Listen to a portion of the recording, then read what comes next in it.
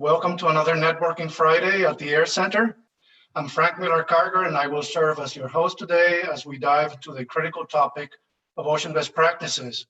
And we will do that with a panel of international experts. Developing knowledge requires observations, and trusting these observations requires documenting the methods and practices of ocean observing. These documents then allow others to use the same methods around the world and allow these measurements to be compared to each other.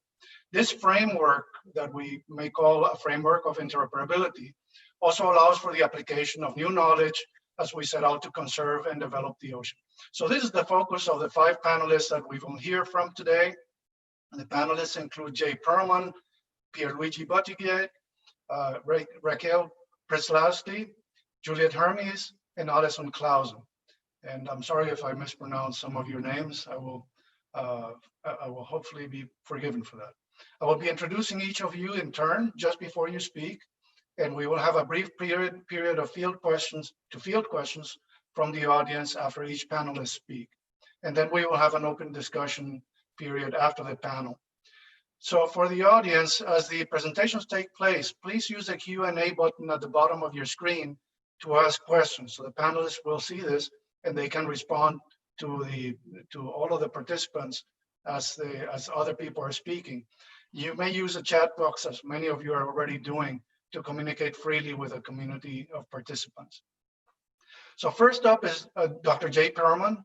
Jay is active in several international ocean research and information projects, including Atlantos, Jericho S3, the Ocean Observations Research Coordination Network, or the RCN, that is sponsored by the U.S. National Science Foundation. And he also serves as co-chair of the steering group of the Ocean Best Practices System, sponsored by the Intergovernmental Oceanographic Commission. So Jay will talk to us about the best practices and the Ocean Best Practices System of the IOC. Thank you. Please go ahead, Jay. Thank you, Frank. I'll share my screen.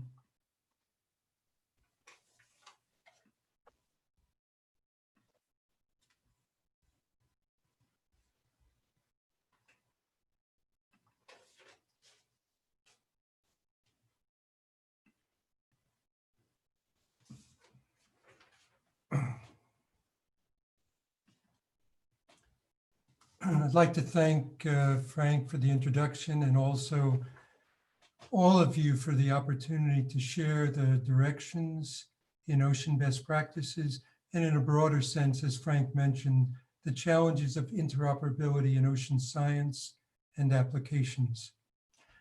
My presentation will provide a foundation for a discussion of advancing ocean best practices. The Ocean Best Practice System, or OBPS, is a group effort, and I would like to acknowledge the work of the OBPS Steering Group, which is an international group of volunteers. Before we can discuss the management and use of best practices, we need to define what a best practice is. I show it on the screen. A best practice is a methodology that has repeatedly produced superior results relative to other methods with the same objectives. The use of the term best practices raised many questions. People say, I have a good method, but I don't know if it's best. Others will say, there are multiple methods that try to do the same thing. How do I know which one to use? To be fully elevated to a best practice, a promising method will have to be adopted and employed by multiple organizations. In this, I will come back to it later as I talk about one best practice and show how it's been both reviewed and propagated later in the presentation.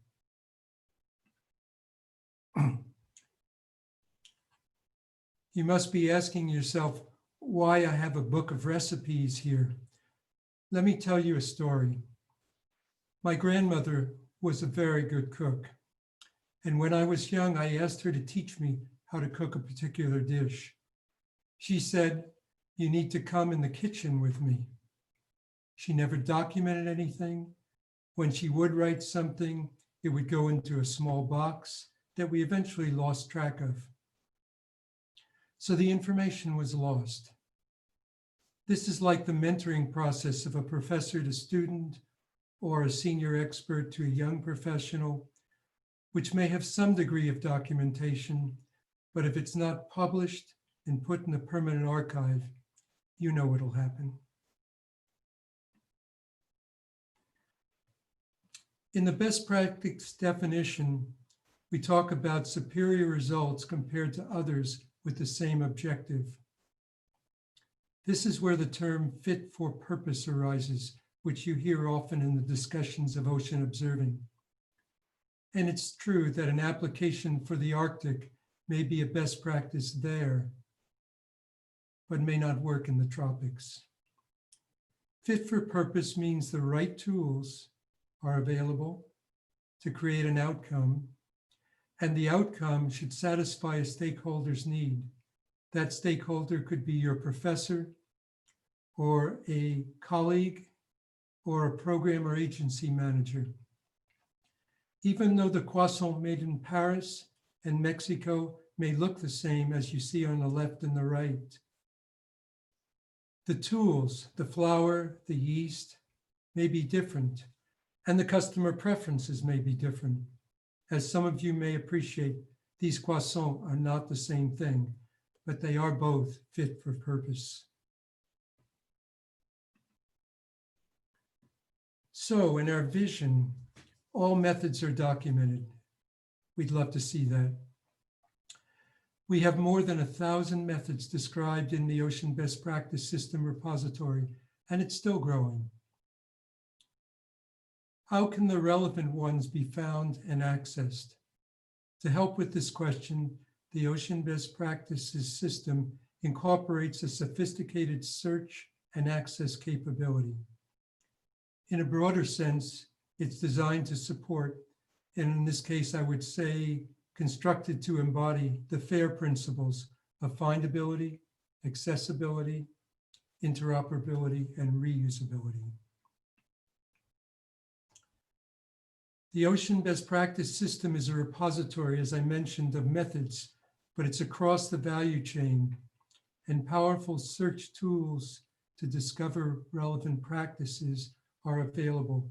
And here, when I say the value chain, it's going from the observation and the calibration all the way through the analysis and eventually the applications. In addition, the Ocean Best Practice System includes a home in Frontiers in Marine Science to publish peer-reviewed articles on best practices and methods. OBPS is also adding a training capability, which we will be able to look at some future webinar. Luigi Buttigieg will give an overview of the OBPS in the next presentation, so I'm not going to go into the details here. I would also, however, like to say that there's a special opportunity to engage with us that is with the OBPS and the team at the Best Practices Annual Workshop next month, starting September 17th. And you'll be able to access the registration by going to the web address at the bottom, www.oceanbestpractices.org, and look for the red banner to register. With the Ocean Best Practice System operational, we have a challenge now that we're addressing. If I do a search in the OBPS for the term oxygen, you will get 380 responses. This is the same as a problem we have with the Google searches of too many responses. So I looked at the beginning of the list of the 380, which is prioritized in some way. And there are more than 20 which are directly related to methods for measuring oxygen. How do I know which of these to use? This brings us to identifying best practices, not just methods, which all of us can then focus on. This raises the need for the transition of a method to become recognized as a best practice. Our perspective is that this involves expert review or community feedback. Let's look at the formation of a best practice.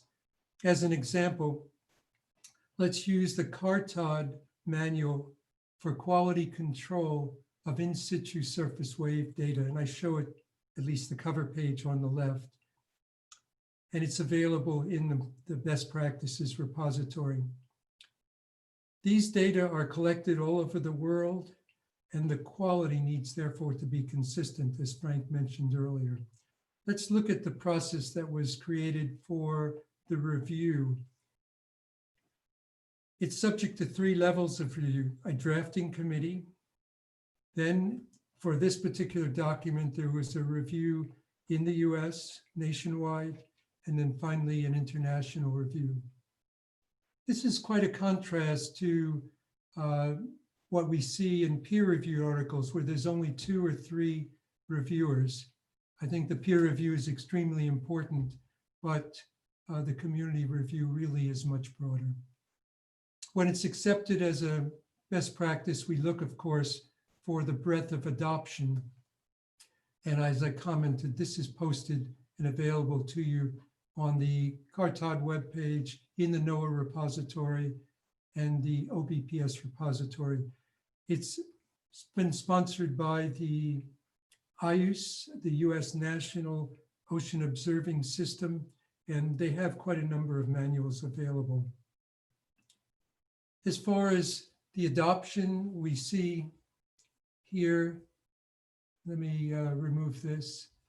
We see here the adopters as the IOC regional associations in Germany, the Maritime and Hydrologic Agency, the Coastal Agency in Brazil, FUGO in the UK, et cetera, et cetera. And this is a good example of the scale of adoption that we really like to see as we move forward with the creation and the evolution of methods to best practices.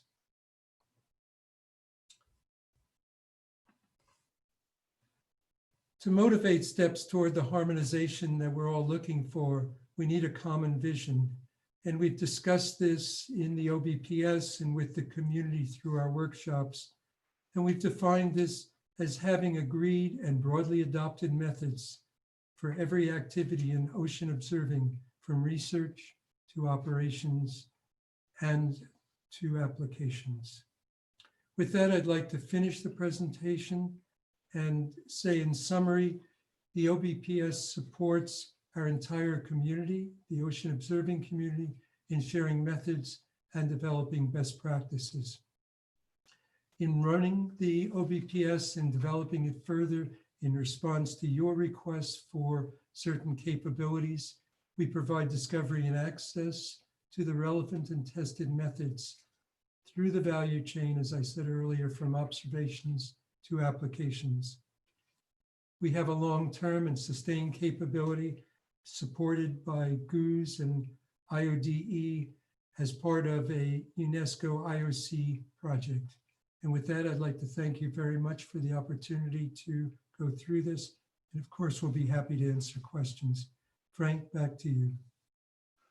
Great, thank you very much, Jay. I really appreciate that. I don't see any questions at the moment, but I do have a couple at least, and maybe other panelists can also chime in. I really appreciated the cookbook example. That was a delicious recipe that you were showing there, especially the one with chocolate was especially appealing. So I understand that you can publish a best practice, but many people, many cooks take a written recipe and then they improve on it. And this is part of the scientific community. This is an active process. So how do you handle in the OBPS an update to a best practice method? We encourage updates. I think each time a new user takes a best practice and operates with it, they find things that are important and interesting. In the best practice repository, we have versioning. So as things are updated, we keep both the original version and the new version. And I should comment, and I'm sure Luigi will talk about this, that each best practice gets a DOI or a digital object identifier, so that as you go through different versions, they are documented each separately, and you can access both the new one and the older ones for comparison. Great. João Lorenzetti from Brazil asks whether the best practices are only for in situ methods, or can they also be, can you also archive techniques and best practices for other methods like satellite data processing? The Ocean Best Practice System includes both best practices and methods. So you don't have to be certified as a best practice in order to submit your document. This gives your document exposure and opportunity for people to test it, eventually moving to a best practice. In terms of the breadth of the activities, it goes from observations in situ, but there may be best practices relating to satellites and satellite observations. There are best practices relating to data management, to modeling, and how one moves from data to information, and finally applications. There's quite a number of applications, for example, in harmful algal blooms, which are available. Those applications describe how you do the analysis, how you reach out to the stakeholders. So we have a broad range of activities. Yeah, there's a lot of questions coming in. I don't think that we will have chance to answer them all, but one which I've also asked myself often is, we talked in your presentation about ocean observing in science. One of the questions is whether the ocean best practices system also handles, for example, deep ocean mining best practices. And so this goes into applications. Yeah, this is actually a very good question. The best practices include the range of activities in applications. That includes mining. We've also been talking with sensor manufacturers who develop manuals and then give training courses and eventually have their own experiences with the best way to teach and to use sensors. And so we're approaching them to include that. So this includes a broad range of activities, and we encourage submissions in these areas. Yeah, Mitch Roffer asks, what is the process of review and vetting of the best practices? Who does it? How is a new version posted? I'm going to turn to Luigi and Frank, to you, because the GOOS panels have been very active in the development of both methods and reviewing the best practices. And perhaps the one or the two of you can answer that. Yeah, I actually think that Juliet is going to touch on this later on. Juliet, if you're there, maybe you can correct me. But Juliet has been leading the effort to devise that strategy of how the ocean best practices are evaluated and vetted. Yes, thanks, Frank. I will talk a little bit about that. I mean, I think the key here is that any best practice has been evaluated by the community. So it's been open and accessible to the community of that particular field, and they've had plenty of time and opportunity to give feedback on that best practice. But I will talk further. Yeah. Let me add, Juliet, that there are examples where a community such as Ghost Ship have developed over the decade or more certain practices which are documented, thoroughly reviewed by those communities, and then they're also considered best practices. So multiple organizations, as I showed the one for CARTOD, can have review processes that eventually lead to a best practice. Mm-hmm. Yeah, and on the data or the technical side, the range of people who could potentially review it is large, right? We can't guess which body or which group of individuals would act as valid reviewers for a particular community. But we will have metadata fields for the next revision of the system to allow people to then define who their reviewing committee is, which body, which entity has recognized this as a standard or a best practice or an SOP, etc. So that'll be a little bit more clear. And I think that's healthy for the community too. It's not just a technical thing, because we see then more clearly across this very large ocean community where you actually do or how you do your quality control of methodology. Yeah, just a couple more quick questions, and then we move on to you, Luigi. One of the questions was, how do you search for a geographic best practice? Somebody asked specifically whether there are best practices for the Gulf of Guinea. Yeah, that's a good question. And I'm going to leave that for the next presentation where you'll see some of the capabilities and that can be addressed. But there are keywords, they're natural language keywords, and you can search according to location. You can search according to subject. I use the word oxygen in my example, etc. And we can go through that in a few minutes. Great. And also, what are the various types of media that can be submitted and archived? For example, PowerPoints, PDF, video? Yeah, that's a very, very good question. We've been traditionally using word-based information, but we are now moving toward video and other means for not only illustrating the best practices, and YouTube does a very good job of methods and how you do things, but also for training. And so videos are a good example of something that will be available in the Ocean Best Practice System. Yeah, and I'm going to read one more observation. There's one on fish farming, but I think it's the same answer. You can search by topic, so the system would accommodate aquaculture and fish farming practices. But one observation by Omnia Ibrahim, which is pretty good, and I think that it's relevant, is the access to best practices really depends on what the performance is of this method, and that the results that are good lead to good observations. So that has to be a fundamental characteristic of whatever we call a best practice or standard operating practice. Yeah, that's a very good point, and thank you for doing that. Okay, so I'm going to next present Pierluigi Buttigieg. Pierluigi works as a digital knowledge steward and senior data scientist at the Helmholtz Metadata Collaboration Group. So he works through Guiomar in the Alfred Wegener Institute, where he focuses on marine polar issues and also microbial ecology. There's a lot of things that Pierluigi does, including a lot of omics, and so he's involved in many different and important things for ocean observation. So right now he's serving as technical co-lead of the Ocean Best Practices System with a focus in knowledge handling. So he will give us a demonstration of the OBPS.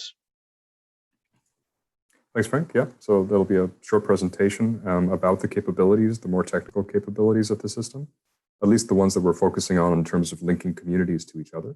And then hopefully a live demo, we'll see. It looks like a lot of people are actually checking out the site, which is slowing things down, which is interesting. So we'll see how the live demo goes. But you know, rule number one, never do a live demo, but we'll see, we'll try. All right, so you can see the screen, I assume? Yes. Yes, great, all right then. So let's move on to what's under the hood, so to speak, of the Ocean Best Practices system.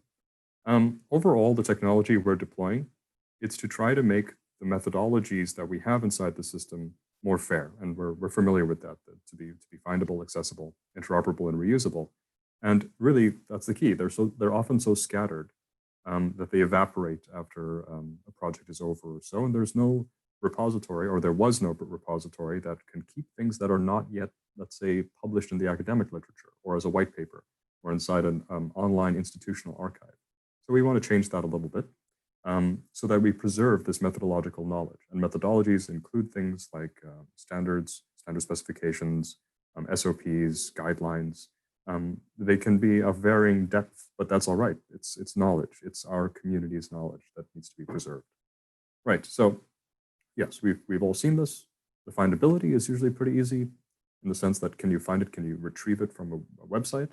Are they accessible? Can you actually access the document, look inside it? Are they reusable in the sense, do they actually have licenses that allow you to reuse that content? Or at least do they declare their license or the way to get to that? And are they interoperable? That's where the trickiest part is. That's often the hardest part. Can they work together? Can one method click into another? Or even when we refer to this to our system, can our system interoperably guide you from one methodological document to another? So that's the challenge that we have. And then overall, the architecture of the system attempts to capture that. So at the core, at the heart of the system, is that repository run by IODE, where the documents, again, mostly text-based. In principle, one can upload other content, but again, our focus for the moment is text-based content. That once over here, and then so our collaboration with Frontiers, with the peer review journal, that makes things findable, accessible, and to a large degree reusable, depending on the license conditions put in by the communities generating the best practices.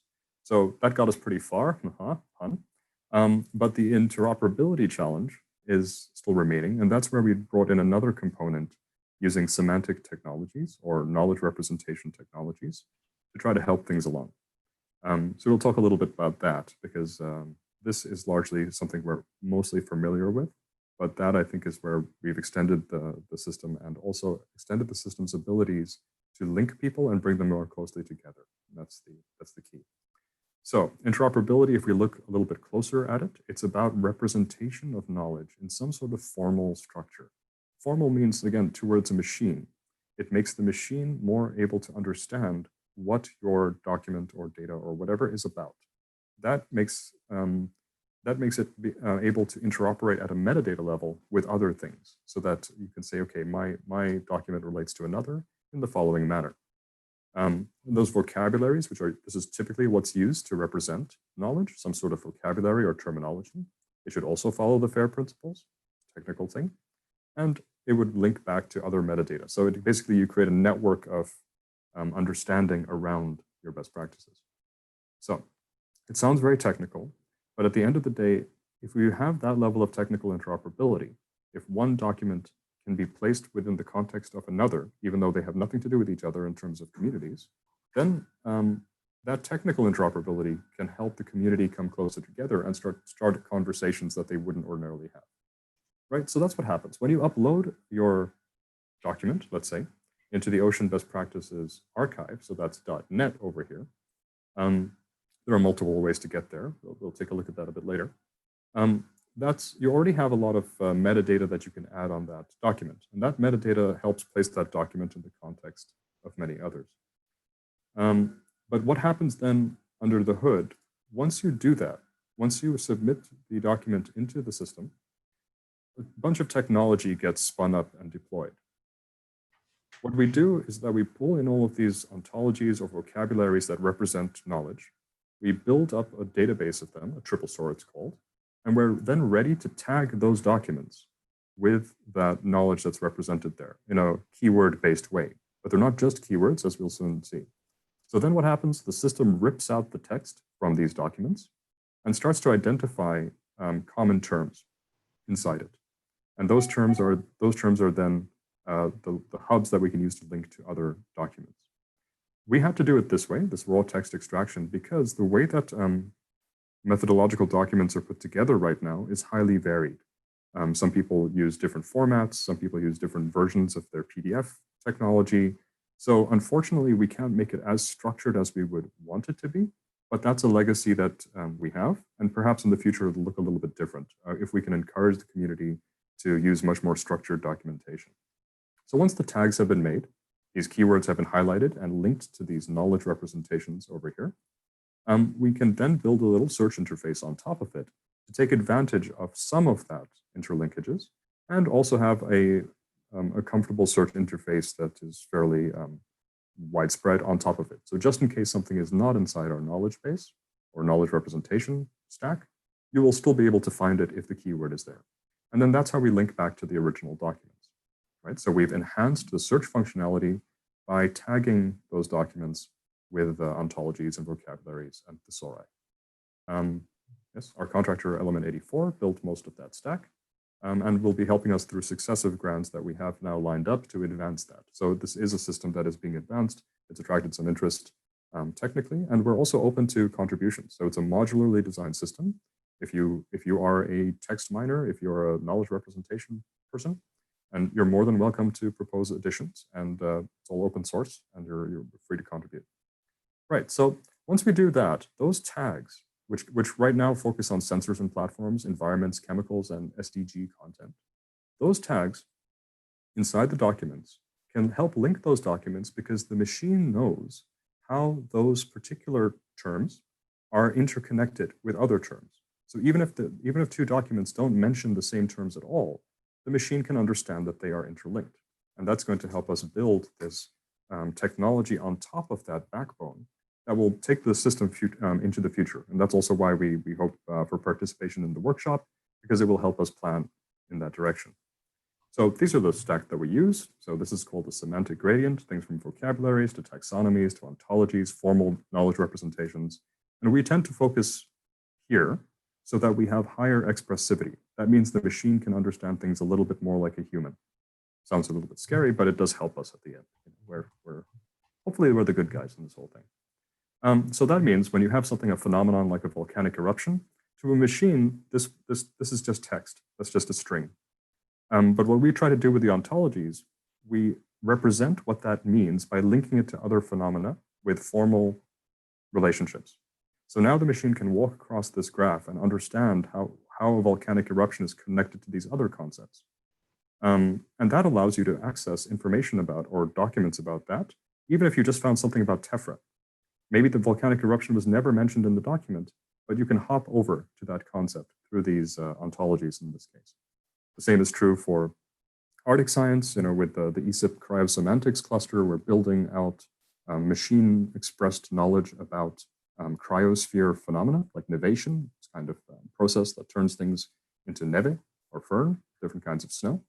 And we're doing the same with marine terminology, of course, where we're taking classification systems that are already quite well known and converting that into a form that is compatible with this whole semantic search stack. And we keep building that out. There are lots of ontologies involved, and the ontologies that we use interoperate with others that are built by a huge community. And we're creating this linked knowledge base, and we're availing of it rather, so that the documents, your methods, things that you upload are suddenly then connected through these networks, and then we can build new and exciting technologies on top of that. So that's it. Moving forward, we're going to try to use those technologies to expand like how methods are actually detected, how they're clustered together. We want to extend those technologies too. We want to extend the terminology resources to other things that the ocean community cares about. It's not just sensors, obviously. It could also be ethical concerns, etc. We are working with the essential ocean variables and SDGs, again, because we're looking towards the UN decade. So we're thinking about how to make sure that this content is inside our semantic stack. And we're helping to provide the community with guidelines on how to actually, in the future, how can we write our methodological documents in such a way that it makes it easier for machines to extract predictable blocks of information from it. That's really important for us, because then the more structured the document is, the more we can do technically. So in this Hirschman et al., there's some advice to start off that thing that's open for review right now on the system. You can also find that inside the best practices system, right?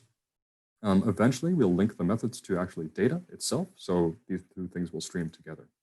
And of course, we need more input from the community on how the user interface should be improved in order to gradually bring in more technology without overwhelming users with too much, let's say, flashy technical stuff, right? So we want to guide this process and do it in a step-by-step way, eventually going into a world where you have highly structured best practices, where you list things in ways that machines can target the right block and start supporting much more fine-grained queries about what kind of documents you want to pull out of the system.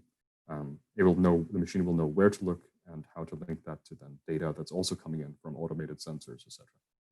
Yep, so that's it. I will try a demo. I just tested the system, and I think, again, I think quite a lot of people are looking at it, so it's seemed to be a bit sluggish. But we'll do a very quick demo of that. You should still be able to see my screen. Frank, could you please confirm that you see my web browser? Yes, we can see it. Okay, so that's the search interface. So if you went to oceanbestpractices.org, the search, you can just hit over there. And as Jay said, we have about a little over 1,000 documents, and they've been tagged. Now you can perhaps better appreciate what this means, that they're tagged with those terms. from those 6 terminologies, dealing with environment, sustainable development, chemicals, devices, and platforms. So that's what that's all about. So if we put in something in there like carbonate, you can use an advanced search for also looking for synonyms, or you can see if it has been refreed by again, in the metadata. Those can limit that a little bit. Or we can search for carbonate in the system. Again, let's see if it works. Oh, good. Thank goodness. You have no idea how relieved I am. Right, so there it is. It found some documents about carbonate. If we click on that, it'll take us to the repository where you can download that document and see the metadata associated with it. Again, also mentioning the essential ocean variables. The essential ocean variables it's linked to, and the sustainable development goals or targets in this case that it's linked to. So that's access to the document itself. And you can generate a citation from this system. You can view those tags, those ontology tags. And again, remember, this is a little knowledge graph. So if I click on something like calcium carbonate or carbon dioxide, I get a knowledge neighborhood about what that means to the machine. The machine understands that it does all of these things. And I can click on one of those, for example, greenhouse gas. That becomes a new search term. And I've used the machine's representation of knowledge to improve my own ability to search this corpus. So that's kind of exciting. This is a very simple way of showing it, but we want to extend that in the future to better interfaces as we acquire more resources to do so. You can also, of course, take that keyword you search for and look right into the document. It'll automatically search for instances of that keyword to allow you to zoom in on the parts of the practice that you want to take a look at. Right, so that's a short demo of it. There are other features. Indeed, you have different kinds of ways to sort it. You can search for geographic region if you wish to. That's all inside the stack. But that's the basic look and feel of it. And of course, the more input we get, the more we can develop this for the community. But that's all from me. Thank you, Pier Luigi. I think that's a good comment. This is a system developed for the community, and the more the community is involved with the speakers and with leaving comments for the ocean best practices to get better and to satisfy your need, that is very helpful. So there are a couple questions here, Pier Luigi. One from Christoph Altman, whether it is possible to revise and update the ontologies. And I think you listed the ontologies that you're using, but how do you update that, and can you include new ones? Yes, so we're always looking for new ones to include. Of course, it goes through a quality control, in the sense we look at it to see if it's actually functioning ontology. The ontologies themselves are all updatable because the ones that we use are public. So it's either the NERC vocabulary server or things like Envo, which is public. You can post on the issue tracker and say, hey, we want some new terms. We want a new classification system. This is the Australians for soil, for example. We want to add things like different cloud genera. So again, these things are living things. We're not pulling in things that are not being edited. They may take some time to edit, but there is a community behind them. We're careful to select things that are not, well, if they are static, they're static for a reason. They're static because it is a fixed classification system, and therefore you don't really want it to change. But otherwise, yes, indeed, you can support evolution of these, and you can actually become editors. So on some of them, especially like the ontology ones, there's wiki information about how to become an editor. So if your community is very interested in adding a large set of terms, you can actually become a co-editor and drive it yourself with a little bit of training from that community. And of course, NERC is a massive store of terms, and they're very good with adding new ones on request. They're at a more a thesaurus level of expression, but that gets you very far as we're concerned with this. So for example, with their, well, that didn't go very far, but some of their terms inside the NERC, this is again live demo style, so excuse it, the search, but if I can't find it right now, but NERC's thesaurus can be updated very, very quickly, and they're very responsive to requests. So yes, indeed. Yeah, here's a related one. Mario Howe has posted several questions on the importance of spatial or geospatial information. And as we know, this is a very, very critical thing, just from whether you use hours, minutes, seconds, or decimal, or how do you code latitude and longitude, et cetera, et cetera. So he is interested in understanding what the best or most recommended reference system is for integrating geospatial information into best practices. So he mentions the United Nations group of experts on geographical names, and they use different languages. So how do you handle this issue of geospatial data and languages? Multilingual, so let's start with the second part. The multilingual support is tricky. Some of the ontologies do have multilingual support, but it's not at the level of, say, UN interpretation with resources like Gemet or Agravoc in some cases. These are vocabularies that there are teams of interpreters, not just translators, but interpreters who are going to get the right term in a different language. So that's something, we didn't have scope to work on that at this stage, but we are aware of who does that. And that's a link that we'd like to develop in the future to allow multilingual support for these things. Again, that's a lot of work, so it's not something that we'd start de novo.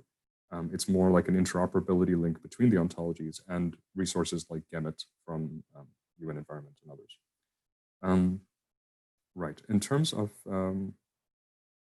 no, the first part of that question had to do with what, Frank? Geospatial data Geospatial. and, right, again, best practices. At this stage, we don't cover much of the geospatial queries. In the submission of the best practice, you can identify the marine region that you are looking at, and that's referencing, I think it's a NOAA list of marine regions, so it's a somewhat controlled vocabulary. But that's it at this stage. There are gazetteers that we're looking at, and indeed with UN GEGEN, the group of experts on geographic names, we did actually have a presentation with them. We're talking to them about how to go about that, which gazetteers to use. That would probably be in another development stage. As I said, we have I think 3 projects that have some funds allocated to advancing this system, the technology in the back end. And I think that's a question of the community to tell us what to prioritize. I can certainly imagine geographic queries, standard gazetteering, and also coordinate systems with well-known text being a clear priority. But that's my opinion. It would be nice, again, if the community echoes this. That will help us then make the strategic plan for advancement. Great, thank you, Luigi. Next, we have 2 speakers, Dr. Rachel Przeslawski and Juliet Hermes. Dr. Przeslawski is a marine ecologist and the director of the Discovery and Engagement Program at Geoscience Australia.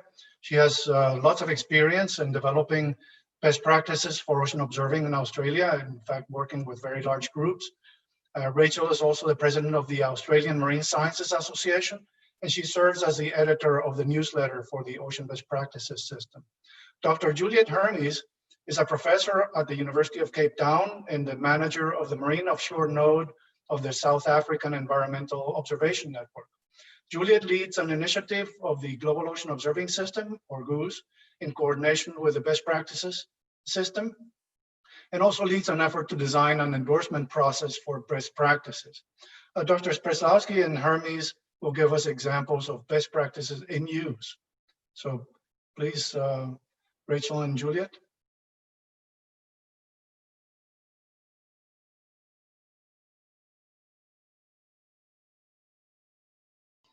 Sorry, it would help if I unmuted. Can you see my screen? Yes, we can. Okay, wonderful. So it is still in, if you can put it in presenter mode, that'd be great. Yeah, there we go. Okay, so Julia and I are going to tag team this. I'm going to start by giving you a case study from Australia. So some of you won't be, many of you won't be familiar with this, and I highly doubt any of my colleagues are on at the moment from Australia because it's getting towards midnight here.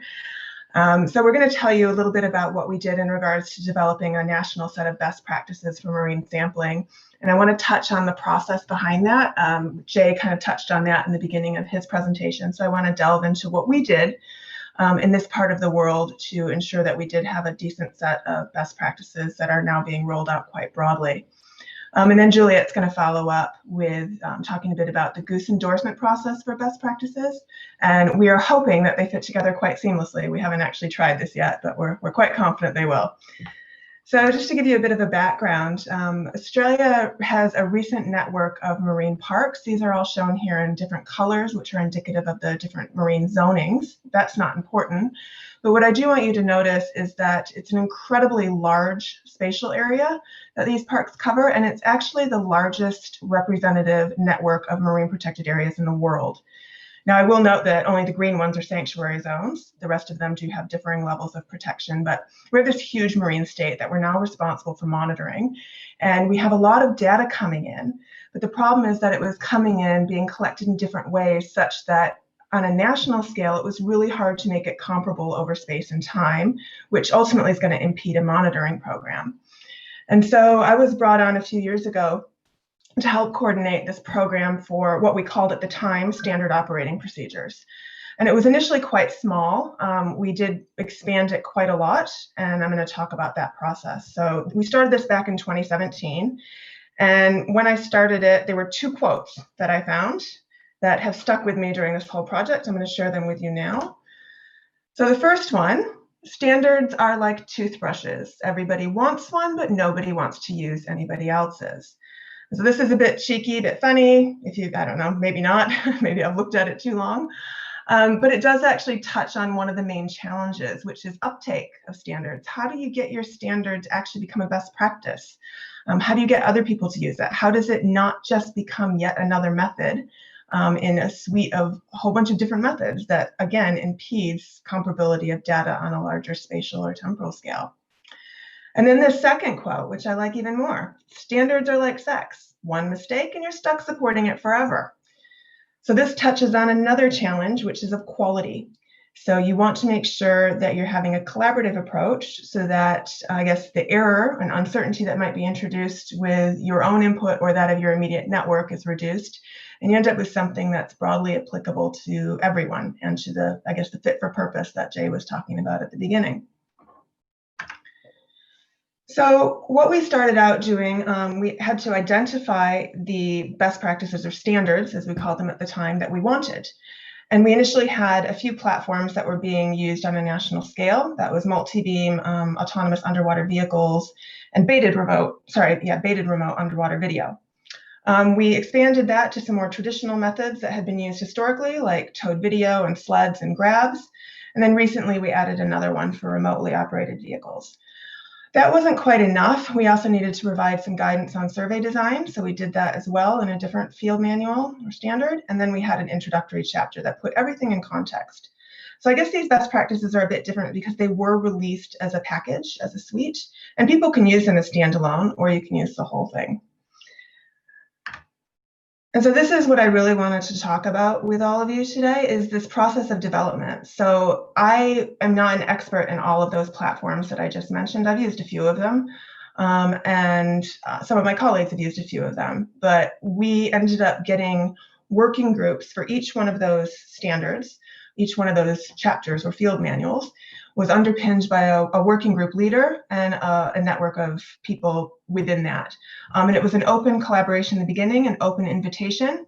Anyone who wanted to come into the working group could. This was both a strength and a weakness. It gave us a highly collaborative approach, and we had a huge sense of ownership when we were done. But as you can imagine, reaching consensus for some things was quite difficult. And when we didn't get consensus, it did force us in the best practice to justify why we chose to do something a particular way, which was ultimately a good thing. The working group developed the content. They got a straw man draft, completed that. Then it went out for internal and external review. And then we released the version 1 package. That was in 2018. We could have stopped there, but this was actually designed to be an iterative process. And so we went back after the version 1 package was released, and we sent out questionnaires. We solicited feedback internationally and nationally in various forums. We had field tests. We had people out trying to do it, use the field manuals. Then we assessed uptake, revised content, had another period of review, and then we released version 2 just a month ago. And so ideally, we'll be doing this every few years for those best practices that need it, the ones that are quite technologically complex. And so just this last month, when we released version 2, we had several, I guess, major updates to that entire package. So we almost doubled our number of collaborators. We went from 70 in version 1 to 136 collaborators representing 53 organizations, not just in Australia. I noticed actually Lara Atkinson is on listening, and she helped us from South Africa, and we had a few other international contributors as well, which just helped give us a bit more context on a global scale. We put in all our corrections, updates, and stakeholder feedback into version 2, of course. We actually had a new best practice, which was our remotely operated vehicle, and we amalgamated another best practice. There used to be 2 multi-beam guidelines in Australia, and we actually put those together because it was confusing for users and unnecessary, and it was more just institutional ownership, and we got those 2 institutions together and collaborated. The biggest thing, I guess, was the online version. So version 1 was just a static PDF.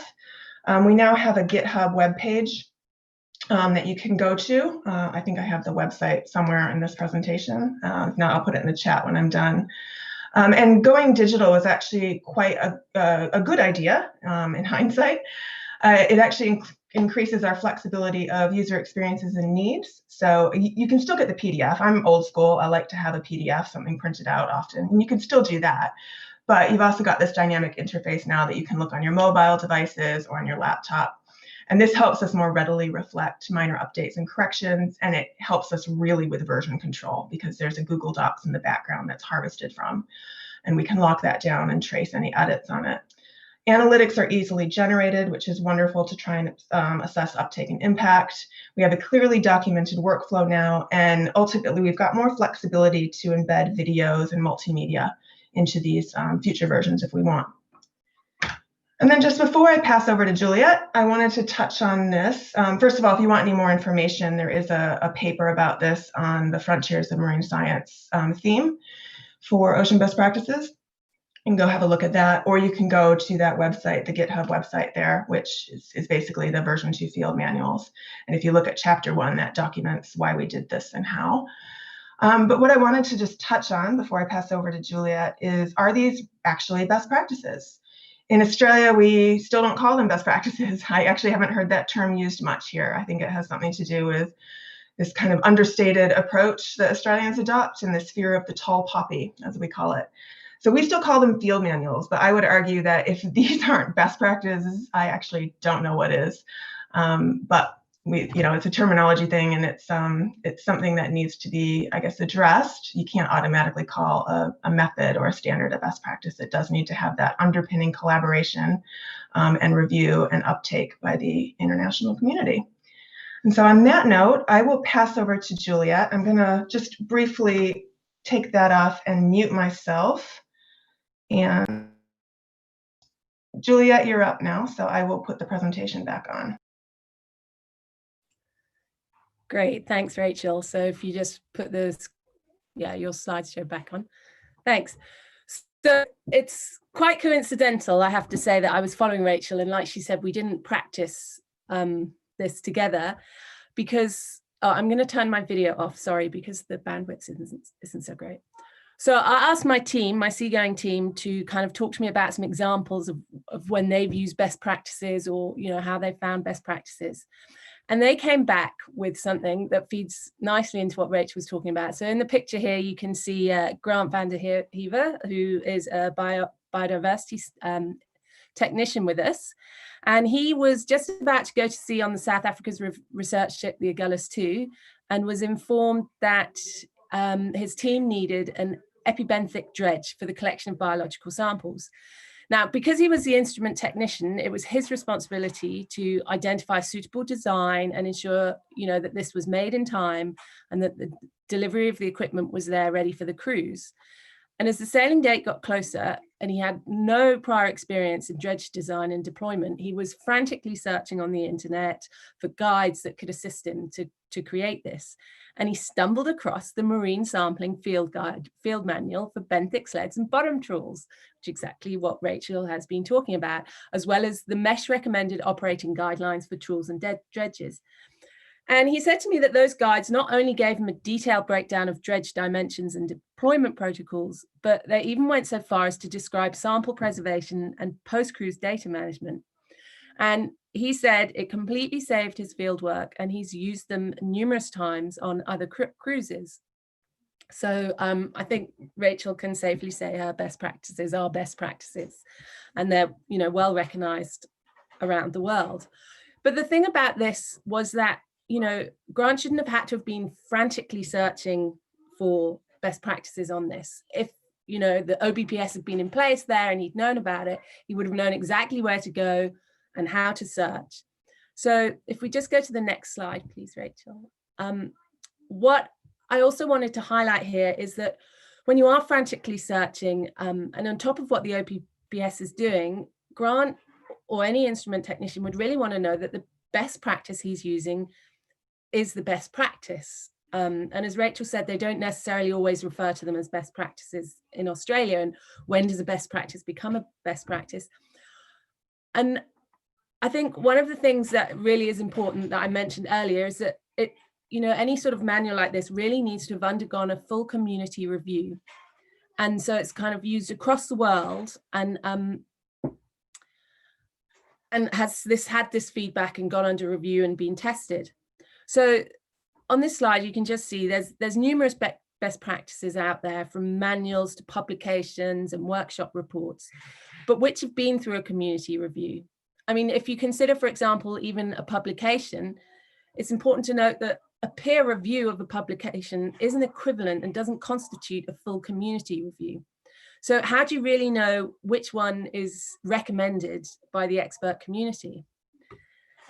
And then that's what I wanted to touch on now. If you just go to the next slide, thanks, Rachel, is what we're currently doing within Goose, and that's to create a Goose endorsement. And this is being done in collaboration with the OBPS. And I mean, firstly, why a Goose endorsement? I think what I want to highlight is, you know, the Goose is so well known across ocean sciences, and really Goose key best practices have been harmonized and adopted across components of the sustained observing system communities. So for example, would be the observation coordination group, global observing ocean networks, such as Argo, GoShip, and HF Radar. And then there's also the expert groups and networks under the Goose, such as the Ocean Observing Panel for Climate, the Biogeochemistry or BioEco Panel, and also the expert team on operational ocean forecast systems. So these best practices under Goose and the OCG have been developed with each of the Goose components through this kind of really structured community review process. And they've been adopted as global methods. And they've been adopted by the relevant ocean observing network or community. So they can really be viewed as globally recognized best practices that have undergone a rigorous process of community review. And I keep saying community review because I can't emphasize that enough. And the consensus for building for the specified application for the essential ocean variables, the essential biodiversity variables, and the essential climate variables, the observing platform and the sensor. So these kind of broadly adopted community best practices can be viewed as tested methods that are fit for purpose and fully satisfy the definition of a best practice, which Jay gave at the beginning of this presentation. And through Goose and its components, it really actively encourages communities to develop these best practices across the entire life cycle of ocean observations. So that would be going from mission design right through to the delayed mode quality control. So what we are implementing and what this slide is showing is that we've created this endorsement process. Now, to be qualified as a Goose endorsed best practice, you need to have completed a rigorous community review. I think I've said that enough now. You need to have then been approved by the leadership of the relevant network or expert team. So those examples that I gave, the BioEco panel or the observation coordination group observation networks like GoShip. It must obviously be fit for purpose and satisfy the definition of best practices as per the OBPS. And then it must finally be recognized through the Goose relevant body that are listed there.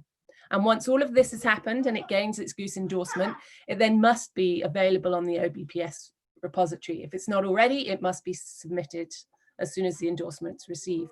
And then what we're working with the OBPS is that then when you go on to do a search, you can search specifically for Goose endorsed best practices, and they'll have a little tag and they'll have a certificate or an acknowledgement in the best practice. And so that's one of the ways we're really hoping to bring out those best practices that have been very extensively reviewed by communities. So I'm going to finish up there. I think the last slide is just one that Rachel and I have there. So just more details. And if you want to know any more about the Goose endorsement process, please do just contact me.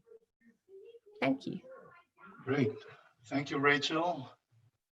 And thank you, Juliet. Very, very good. So there's a number of questions here, and some of them are related. One, in general, Lynette Flores asks whether these presentations will be available, and I believe they will be available in the YouTube video will also be posted by the Air Center in a few days. But let me so Abby Benson, and this Rachel, this is something that is specifically to the kind of best practices that you documented. She asks whether the methods define ways that the data themselves were documented, and whether these methods are applicable across different marine protected areas, for example. Yep. So the methods aren't confined to a particular location, other than we did concentrate on the benthic environment. We had each manual or each best practice has a section on data release. And I have to admit that was the most challenging section to write for all of them. And that was because it's very easy to collect data relative to how you actually treat it and make it accessible and discoverable. And my vision for version 2 was to have that data release section really firmed up and have clear guidance for how people go from the pipeline of collecting the data in the first place to making it nationally or internationally accessible. And to be honest, we're not there yet in Australia. We have the Australian Ocean Data Network, which is very good and has come a long way in 5 years. But for some of the huge volumes of imagery that we're collecting, we're still not quite there. We have just released a multi-beam platform, which is letting all of our data, our multi-beam data, be accessible, which is brilliant. So we're getting there. And yes, that's crucial, I think, to best practices, is actually saying how people should be releasing that data, making it fair. Yeah, Rachel and Juliet, some of the questions are related to the semantics issue of the system is called the Ocean Best Practices System. Yet Rachel alluded to this. She called the manuals of methods. Some other people call their practices standard operating practices. So how do you differentiate between any of these and the possible, that very high bar that may be set if you call anything an ocean best practice, as opposed to anything that you may be developing and that is under continuing evolution in the scientific field and engineering also? Juliet, do you want to take that one? I can start. I mean, it's certainly a discussion that we've had at the steering group level, and we keep having, excuse the background noise. And, one of the reasons that we've brought in this Goose endorsement is to help show which have been endorsed by the Goose community, and other communities are welcome to take on that endorsement process. But within OBPS, it is more than best practices. We have the manuals, we have the SOPs, we have videos, we have training things, we have a whole array. And so I think to answer how do you exactly know which best practice is best practice is a difficult question. And we're constantly trying to update the system to make it clearer to people. I don't think we yet have a best practice for naming best practices.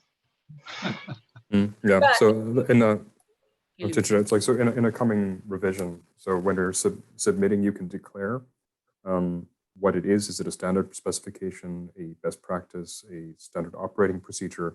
And we have provided some definitions for those based on what we've seen around. Of course, I can imagine this being a very long process to discuss what exactly that means, but I think we're close to those definitions. What differentiates a good practice from a best practice, etc. Always keeping in mind that a best practice today may not be the best tomorrow. It's an evolving system, of course. I will paste in the chat a link to a guide that we wrote, best practice for developing best practices, which puts some of our perspectives, at least down on paper. But the metadata fields that will come out with the next release of the archive will allow you then to specify more precisely with definitions to help you understand what we mean by a standard specification, what we mean by a methodology, etc. So I think that should clear up some of that, and at least also give the community something to argue against. Again, we're not dictating this ex cathedra. If the community can suggest ways we can do that better, we're certainly receptive to it. Yeah, Omni Ibrahim posts another comment, and less a question than a comment.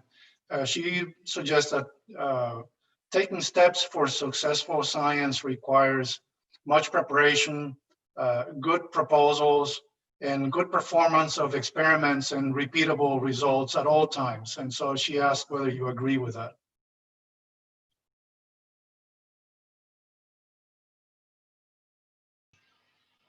Did it mention anything about community review and that kind of iterative process that might need for update? She did not explicitly, but I think it's implicit in the message that the successful science does require a review of some sort. Yeah, I think Juliet was quite spot on when she said that the difference between a best practice and standard or guideline or something else is that it does have that extensive community review. It's not just 2 or 3 journal reviews, but again, this is all an ongoing dialogue, isn't it? Yeah, and perhaps a question for not only you, Rachel, but the whole panel from Manuela Byros is how does a community that may not have known about the Ocean Best Practices system or about this process get engaged? Is it difficult to contribute a best practice?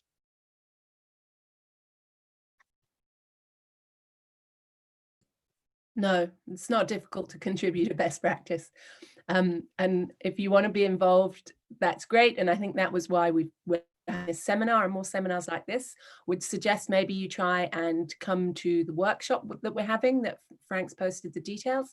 Also, if you just go to the website, there's a little button that you click to upload a best practice. And then I think the very important thing is including very good metadata when you upload your best practice, really making sure we've tried to make it as simple as possible, but it has to be extensive to make sure that we've got all the information we need. So just pop over to the website. And I guess just to add to that, they don't need to be best practices on the Ocean Best Practice repository. They can be standards, guidelines, videos, all those other things. Exactly. Developing a best practice is hard. Uploading something to the Ocean Best Practice repository is not hard. We also support the community. We have a help desk. Pauline Simpson is a key person in working with the community. So anytime you have questions, or how do I do this, or are we already engaged? Should I engage? If you just go to the website and contact us in the Contact Us tab, we're happy to help you. Yeah, I think that this whole process is a way to help people propagate methods to generate data that people can trust. And that's the whole point. Otherwise, if we cannot trust the measurements, if we cannot have repeatable measurements, then we cannot measure change, which is really one of the core things that we're all trying to get at. So I'm going to now switch to the last panelist, that's Alison Clausen. Mrs. Clausen is a program specialist in the Marine Policy and Regional Coordination section of the Intergovernmental Oceanographic Commission at UNESCO. She supports the development of the Decade of Ocean Science for Sustainable Development, including the implementation plan for the decade. Alison has extensive experience working with ocean stakeholders in many fields, including risk analysis, adaptation, and management. So Alison will steer our attention to look forward into the Decade of Ocean Science and the role of ocean best practices as the Decade of Ocean Science for Sustainable Development is implemented. Please, Alison. Thank you, Frank, and good morning, good afternoon to everyone. It's a real pleasure to be here this afternoon and be talking about the UN Decade of Ocean Science for Sustainable Development. I do have some slides. I think, Josie, you were going to run those. Ah, yes, here they come now. And while that's coming up into presentation mode, you'll see in the chat box, I've just put the links to the implementation plan for the Ocean Decade, as well as a much shorter and hopefully more digestible summary version, which has just been released. So if we can go to the next slide, please. Just a brief introduction to those of you who are not familiar with the Ocean Decade. It's a UN-wide initiative that was proclaimed by the UN General Assembly in 2017. It really aims to provide a framework for diverse stakeholder groups across the world to come together to co-design, co-deliver, and very importantly, use ocean science for sustainable development solutions. Now you can see here the vision, the science we need for the ocean we want, which aims to be a very concise statement of what the decade is trying to achieve. And then the mission, which talks about some of the really important principles underlying the decade, such as the fact that we're looking at ocean science that is transformative, that goes beyond business as usual. We're looking at ocean science that is focused on solutions for sustainable development, so looking at users as well as generators of science and knowledge. And then looking at the human interaction with the ocean, so looking at ways that we're connecting people and the ocean, inciting behavior change and changing human interactions with the ocean. If we can go to the next slide, please. So just a brief update on how things have been coming with it, how things have been evolving with the Ocean Decade over the last 3 years or so. The Intergovernmental Oceanographic Commission, who I work for, has been charged with the preparation of the Ocean Decade since 2018. And over that period, and hopefully many of you have been involved in some of these activities, there's been a series of global and regional planning workshops. In total, we've convened around 2,000 attendees in person before we all switched to a virtual mode of working. And since then, there have been a large number of online events. We've had special groups that have been created and that are working for early career ocean professionals, or ECOPs. Members of UN agencies through a UN Oceans contact group. There is a data management group, an ocean literacy group, and there's an executive planning group, which is a very high-level strategic advisory body. Now, the output of all this process has been the implementation plan for the Ocean Decade, which is really the roadmap for how things are going to roll out over the next 10 years. Although in saying that, there's no doubt that it will be updated, revised, modified over the life of the decade, because it's something that we want to be a living document. There have been 3 versions of the implementation plan, and the link that I posted is the very latest hot off the press version 2.0. But we started with a first version in May this year that was peer reviewed by about 450 institutions. We had a second version that was peer reviewed by the IOC member states, and then this third version, which is actually version 2.0 in our numbering scheme, that has just been submitted for presentation to the UN General Assembly, and that will be considered by the General Assembly in late 2020, and we hope it is fairly close to the final version of the implementation plan. Next slide, please. So in this slide, and hopefully the writing's not too small, although I'll come to each of the layers of this figure in turn in the following slides. But this really tries to set out what the framework or the conceptual logic of the decade is, if you like. As I said, the idea is that the decade is generating solutions using ocean science for sustainable development. So feeding into the 2030 agenda, the Sustainable Development Goals, regional and global policy frameworks. How is it going to, the question is, how is it going to do that? It is going to achieve that through fulfilling a series of decade outcomes. And there are 7 of these decade outcomes, and I'll come to those in the next slide because it's worth having a look at those in some detail. How then are we going to fulfill these decade outcomes or contribute to these decade outcomes? And that's where the implementation plan sets out what are the priorities for the decade in terms of Ocean Decade challenges, what are the processes that we need to go through to be able to meet those priorities, and that's through the decade objectives, and then what is actually going to happen on the ground, what are different proponents and partners and institutions, including many of your institutions, hopefully going to be doing to contribute to this collective effort over the life of the decade. And that comes through a hierarchy of decade actions. So that's to introduce some of the terminology and how these pieces fit together. And if we go to the next slide, I'll start going through each of these levels in a bit more detail. So the decade outcomes, these really aim to describe the ocean we want at the end of the decade. So you remember the vision for the decade is the science we need for the ocean we want. Well, what is the ocean we want? And these are the 7 characteristics that have been defined collectively through this very participatory process of the implementation plan of defining the ocean we want at the end of the decade. And you can see there are these 7 outcomes. Some of them refer to the state of the ocean itself, a clean ocean, a healthy and resilient ocean, etc.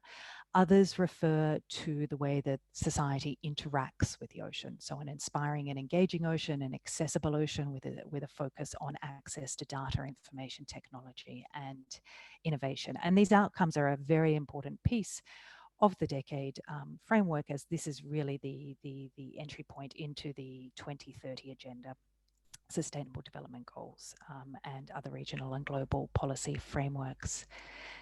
If we can go to the next slide, please.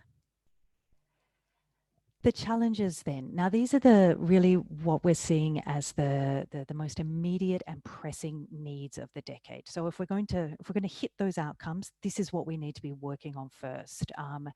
There are 10 of these challenges. They will evolve, be modified, hopefully ticked off, and new ones added over the life of the decade. But the aim is that they're entry points to convene partners around the major priorities of the decade. They will be used, as I said, to convene stakeholders and to facilitate the development of communities of practice over the decade, building on obviously communities of practice that already exist, but hopefully bringing in new diverse stakeholders and actors into communities of practice. These are grouped into different categories. I won't go through them all, but in general, the orange challenges relate to knowledge and solutions priorities. So these are more some of your traditional research questions. The green challenges are about the essential infrastructure to underpin ocean science throughout the decade. And then finally, in yellow, cross-cutting or foundational challenges, which are essential to the achievement of all the other challenges related to capacity development, access to data, information, knowledge, and technology, as well as relating to identification of barriers to behavior change and inciting behavior change in terms of interaction with the ocean. We can move to the next slide, please. The objectives and actions of the Ocean Decade, this is sort of the nuts and bolts, if you like, or the more operational part of the Ocean Decade framework.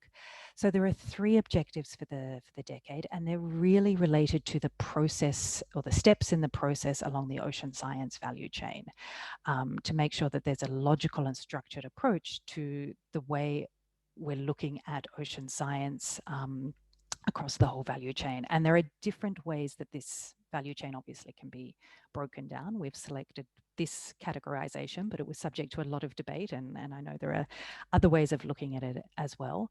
But for the implementation plan, what we're looking at is 3 steps in the process where you identify the knowledge, ocean knowledge that is needed for sustainable development. Your second objective is to generate that knowledge, and thirdly, to use that knowledge.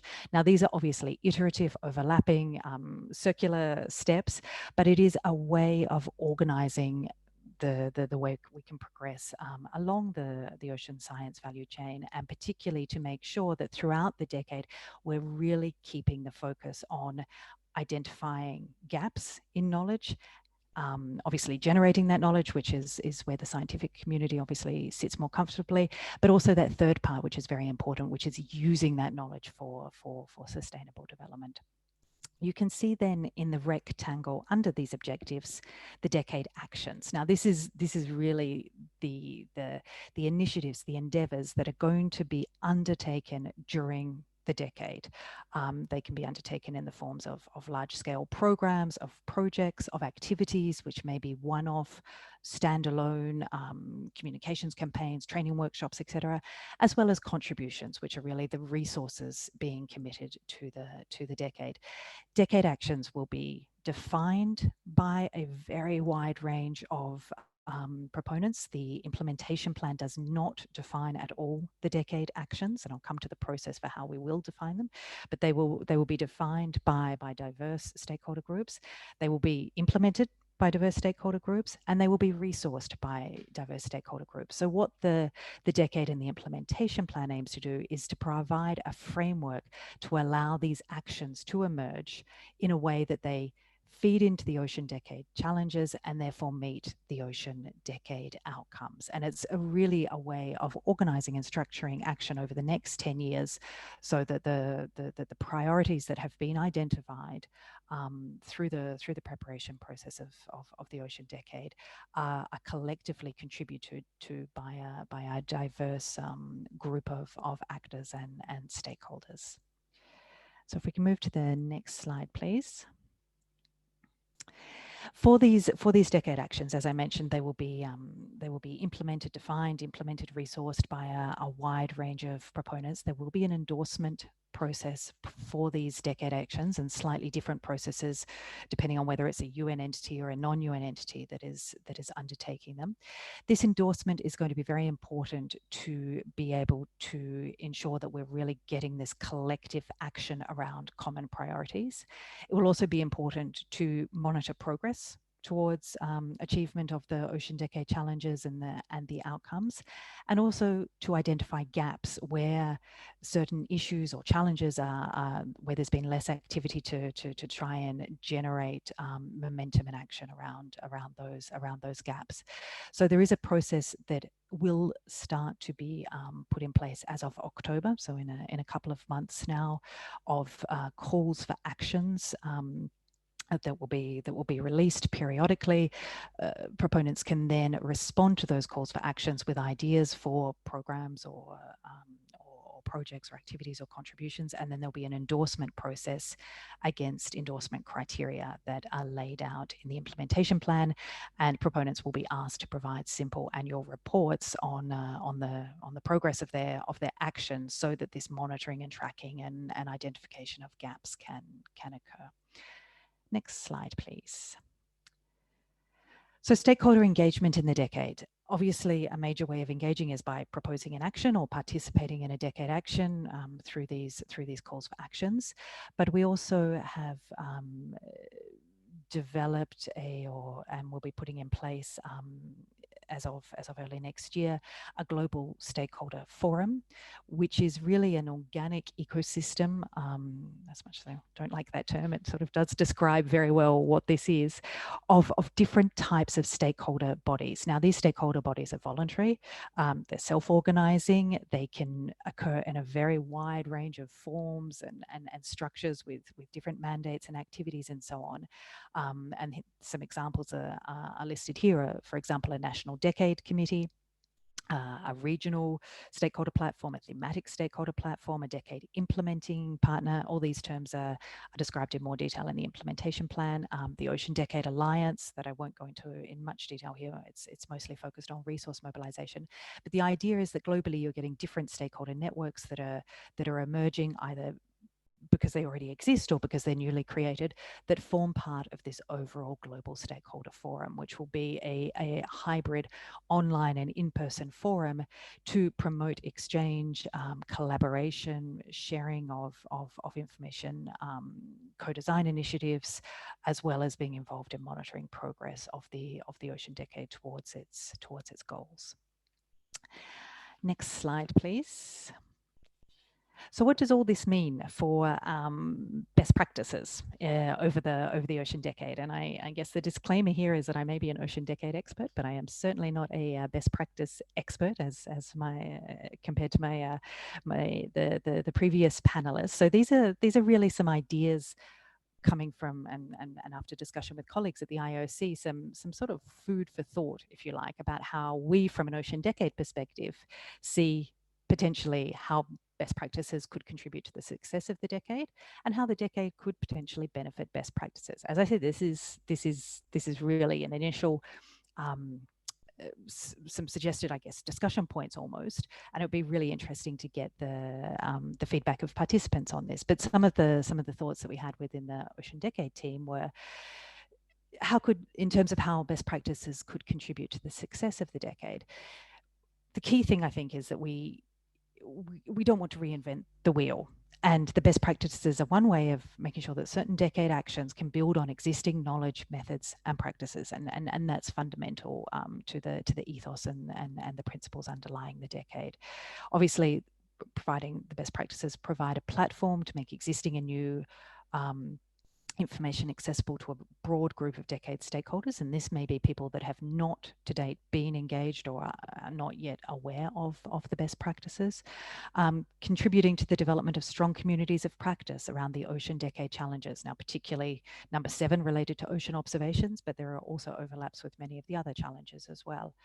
I think there's great potential to feed and create synergies with the decade capacity development and data management initiatives. I didn't go into these 2 aspects of the decade in great detail, but you'll see them in the implementation plan. There are a series of principles related to data management and capacity development, which align very, very closely with the elements in the framework of best practices. And finally, we believe that the best practices approach can really set an example for other communities of practice that emerge throughout the decade that are working in different areas. And I think that's something that we should be looking for, very proactively looking for opportunities for cross-fertilization throughout the decade. How then could the decade benefit best practices? Again, interested to get your feedback on this. Perhaps by facilitating expansion of best practices across the ocean value chain. As I mentioned, we're very focused on moving from, right across that value chain, from the identification of knowledge gaps through the generation to the use of knowledge. There may be opportunities to promote exchanges between diverse communities of practice, thus enabling transfer of technology, knowledge, and methods from other fields that are engaging in different parts of the decade into the best practices, facilitating links to global and regional policy frameworks, promoting and increasing the reach of best practices to new partners. I'm sure the decade will bring in new partners who are not already engaged in the best practices, and therefore potentially increase visibility and awareness. And finally, identifying new resource mobilization opportunities, which something we're going to be working very hard on over the next 6 months or so, to make sure that is a real benefit, added value of the ocean decade. So moving on to the next slide, and this is the second to last slide. I wanted to finish up just by giving more sort of information, I guess, on some of the next steps and key milestones about the ocean decade, and some of the things that are coming up over the next year or so for those that are interested. So as I mentioned, the review of the implementation plan by the UN General Assembly is underway, or will start in about 2 weeks, and will go through till the end of the year. There will be a first call for decade actions in mid-October.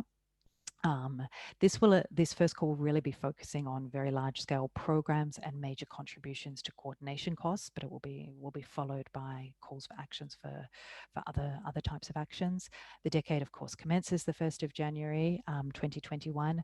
Those stakeholder engagement mechanisms that I mentioned will be rolled out over the first 6 months of next year, and then over the next year there will be a range of international and regional events in Berlin and Lisbon and elsewhere to really celebrate the launch of the decade and start facilitating this process of creating collaboration and partnership and initiating and synergizing co-design and collaboration in design of the ocean decade actions and initiatives. And if we can move just to the last slide. So this is just a final slide to leave you with information on how to engage. Again, you'll find this in the implementation plan and the summary brochure, but it also gives you a link to the website as well as the social media of the Ocean Decade. This will become very active, I think, over the next 6 months as we launch the call for action and as other information and structures start being put in place. So please log in or register as a partner if you haven't already done so, and keep an eye on the social media if you're interested in following the advancements of the Ocean Decade over the next 6 months as we build up to the launch. And I'll leave it there. Thank you very much for your attention, and happy to answer any questions that may come through.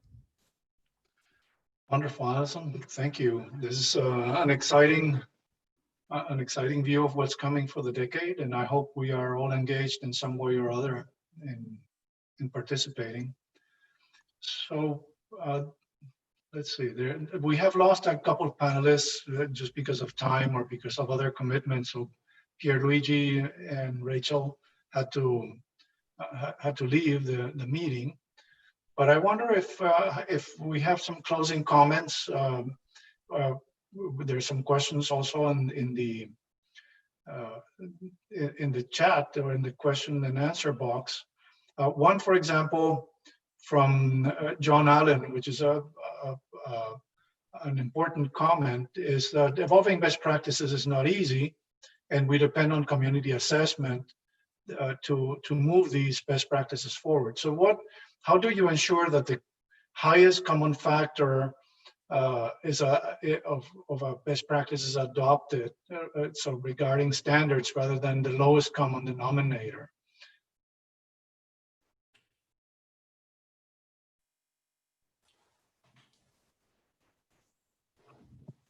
The decision of what should be in a best practice is made by the community, and the work of the Ocean Best Practice System is to support the communication and the distribution and the ability to discover the best practices. So we encourage completeness, and as we've built up the descriptions of practices and the metadata, the data that goes with the practices, we are moving more and more toward completeness to keep it at a high level. I think that the answer is that the community itself will look at whether a practice is complete. But there was another question in the question box about, shouldn't best practices include the cost of doing the practice, the complexity, and other things? And so making something so complete and so complex that it's the best of the best sometimes will preclude its adoption by much of our community. And so there's a very delicate balance that has to be worked in where you position the practice.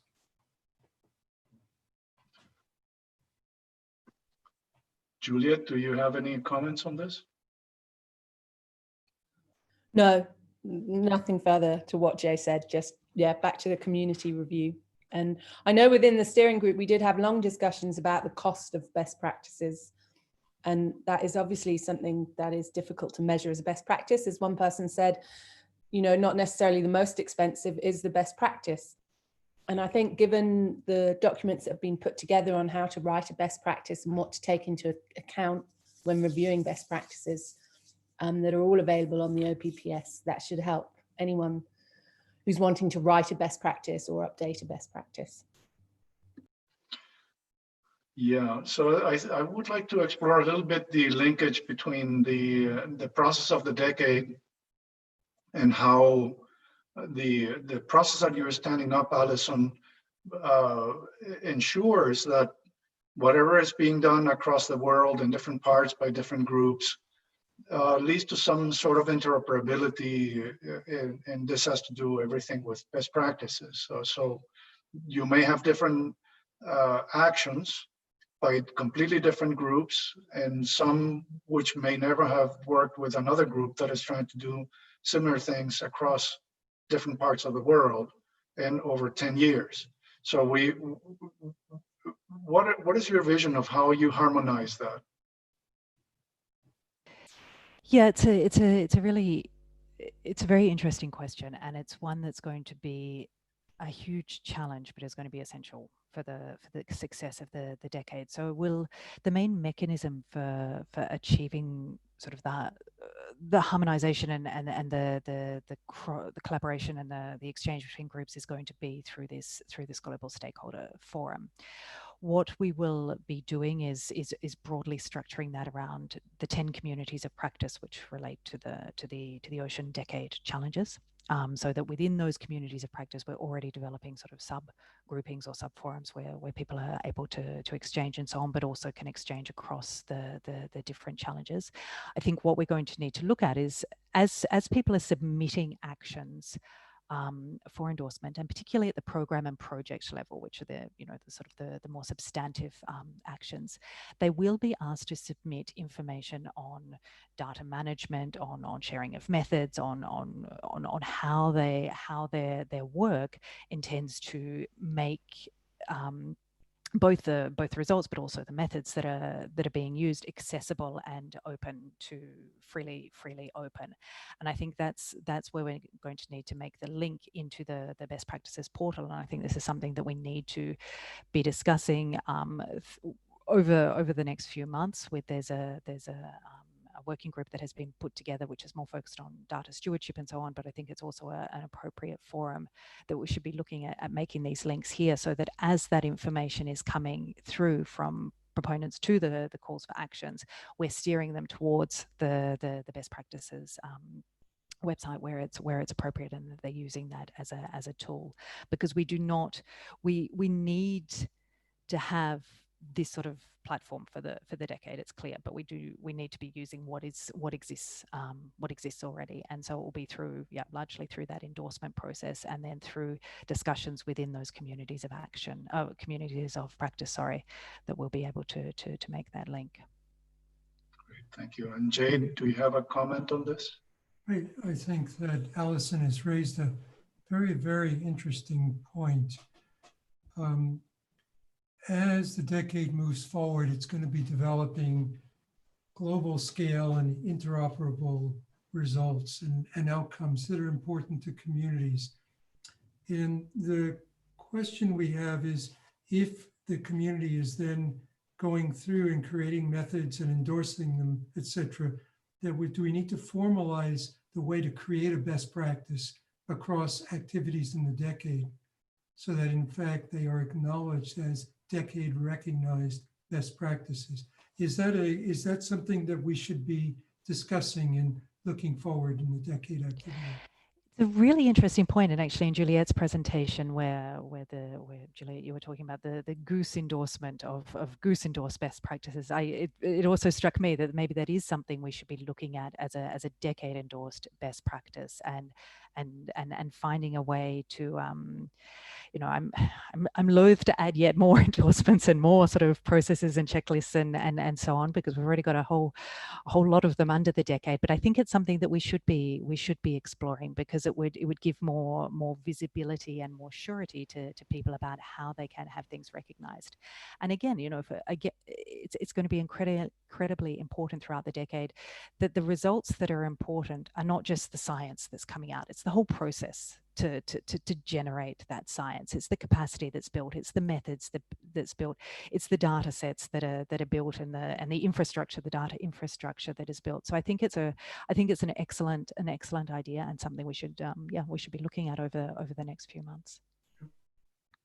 Yeah, continuing with the theme of the decade and the link to best practices, there are a couple of questions here from different people. One's Chris Coelho and another Mario Hawe, who asked other questions earlier.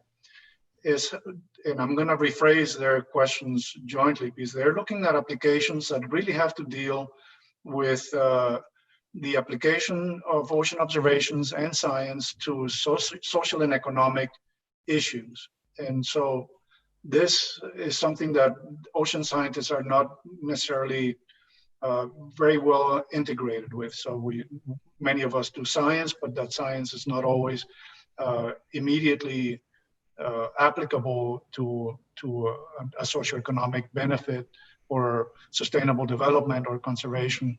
It may or may not. In many cases, we make discoveries that eventually may have an application. So science has different time frames to work, and yet the question is very pressing. If we have a decade of ocean science for sustainable development, how do you link best practices to deal with the needs of people? Yeah, I think from the decade point of view, that link to the needs of people is really the driving force of the decade, and it comes back very much to the vision and the mission statement, which from the outset talk about the science we need for the ocean that we want, and the fact that we're connecting people and the ocean. And the first criteria in the list of criteria is really how is your proposal responding to end user needs, and how is it generating knowledge to accelerate achievement of sustainable development and so on. So from the outset, we're really focusing on and prioritizing science that is co-designed, co-developed, and responding to society's needs. And I guess that's, you know, in the slide I put up about how can perhaps the decade contribute to best practices. That's one area where I see there is potential, because the decade is already bringing in economists, policymakers, political scientists, social scientists, Indigenous and local knowledge holders. They're a very important part of our constituency for the decade. And I think by using the decade as an entry point, and then making the link to the best practices, that is a benefit that the decade could have for best practices by bringing those different groups in, and eventually allowing an expansion of the best practices to touch on some of these other issues.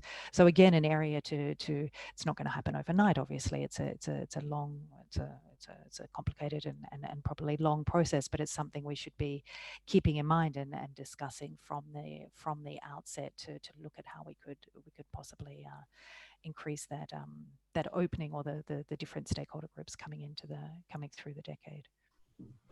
Jay? Yeah, I'd like to add a couple of things. Thanks, Alison. Those are very good comments. During the Ocean Ops 19 from last year and continuing, there's been a lot of discussion about the knowledge of Indigenous people and bringing that knowledge to bear. And I haven't seen that discussed, but we have an active program in Europe called Capartis, which is looking at how to bring Indigenous knowledge into the best practice system.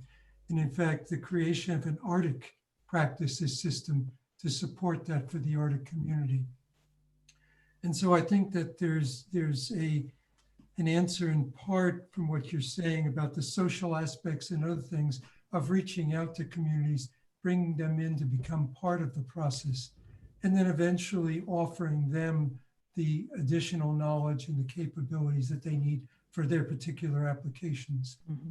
And when we discussed earlier a best practice and should it be complex or expensive, this whole issue of being able to propagate best practices to developing countries, to various Indigenous communities, et cetera, is an important element of both the work that the OBPS is doing, but I expect the decade. Yeah, very much so.